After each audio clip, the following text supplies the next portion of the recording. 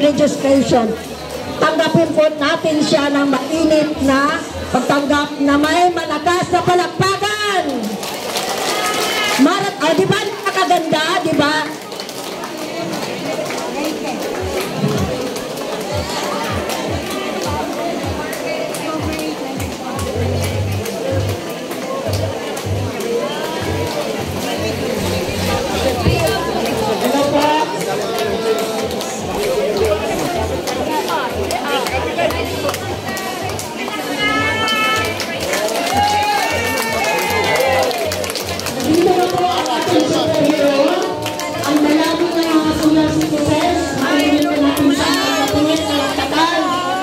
Malaki po ang utang na loob natin sa kanya sapagkat dahil sa kanya nagkaroon ng online registration.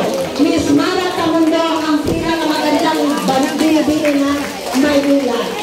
Diba? Mabait na, matalino at mapagmahal. Maganda pa. Napakaganda. Ang mga encoders, stop na muna tayo at atin muna harap muna tayo kay Mamara.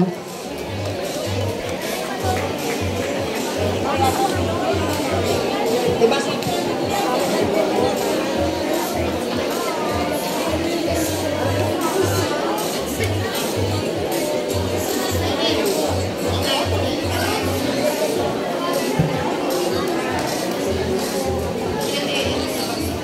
sobrang tuwa ni tatay, naiyak. Kasi di mo kalain na darating ang bayani.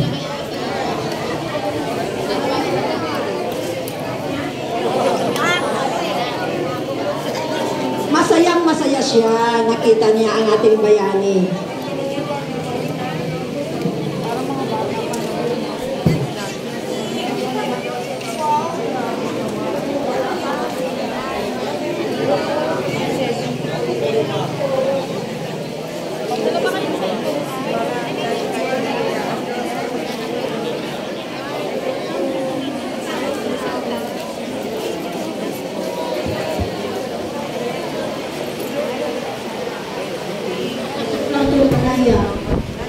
Kasi nakakalain na ating bayani. Ang pinakamagandang superhero ng senior citizens. Madam, sobrang iyak naman niya, madam. Naku, tumayo ang balahibo hanggang balahibo ng buhok. Buhok hanggang buhok. Atakihin niya. Patayin mo yung mga niya mo. Todo yung dalawa. Tapos nakareset na lahat niya.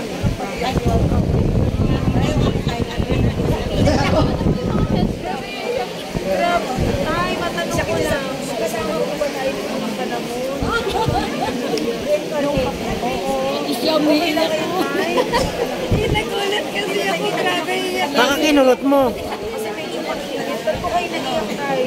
May isa niya. Alam, number 1 ang iyakan sa lahat. Nagulat kasi ako. Ay, bakit kasi Masaya lang daw.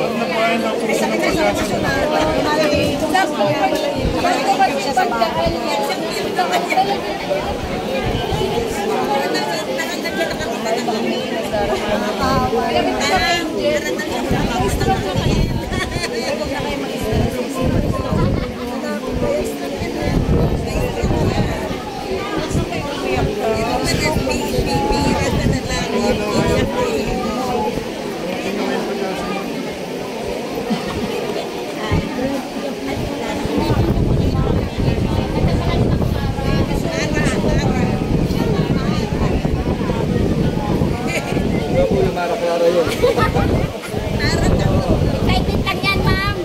Excited lang pa sa awak. asawa ko siya. Asawa niya. Excited lang. Alam niya, baka inaway niya ng mga Hindi naman po. Ilan ko nga po yan eh. nakita niya lang si Pampiyak na.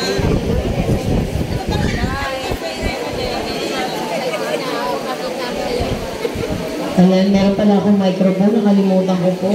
Magandang tanghali po sa inyong lahat. Pasensya na po kayo sapagkat ako po ay galing sa Binondo Church po sa Umpi kasi naimbitahan po tayo doon para dumalo po ng isang misa para sa kanilang pista po ng Santo Cristo de Longos po, yung simbahan po doon sa OP. So ngayon, Tay, andali lang tayo, punta lang po ako sa unahan. Alam niyo naman po, bilang isang Katoliko, ito po ay isa nating pagmamahal, yung pagbibigay pagmamahal sa Panginoon na tayo po ay makapagsimba every Sunday, kahit na may blessing, wala. Ang tungkulin po natin bilang isang tao ay makapaglingkod po sa Kanya at mabigyan din natin ng oras na tayo po ay makapagdasal. Siyempre, alam niyo naman, napakahalaga po ng isang relihiyon para sa isang tao na katulad ko po, dahil kapag meron kang takot sa Diyos, may paniniwala ka sa Kanya, kahit paano po malaking bagay po yun na tayo ay magabayan, mabigyan ng proteksyon at siyempre, makagawa po tayo ng kabutihan para sa ating kapwa. Kaya naman, maraming salamat po sa oras na ibinigay po ninyo na kayo po ay lumabas ng inyong tahanan. Kahit alam ko, marahil ang iba po sa inyo na malengki pa, magluluto pa ng tanghalian, mamaya magsasampay pa ng sinampay, nakababad ang mga puti, at dahil bukas may pasok na naman.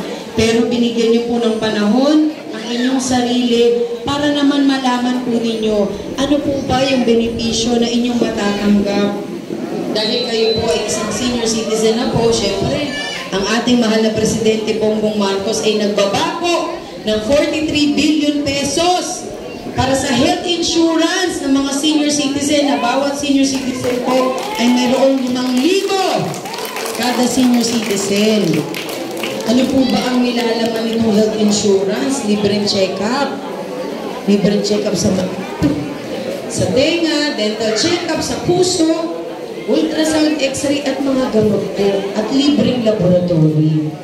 Hindi lamang sa pampublikong hospital, kundi sa mga pribado na mga laboratories at hospitals. Kaya magpasalamat po tayo sa ating mahal na Pangulong Bongbong Marcos at syempre sa National Commission of Senior Citizen na kung saan ito po ay sariling ahensya ng ating mga senior citizen.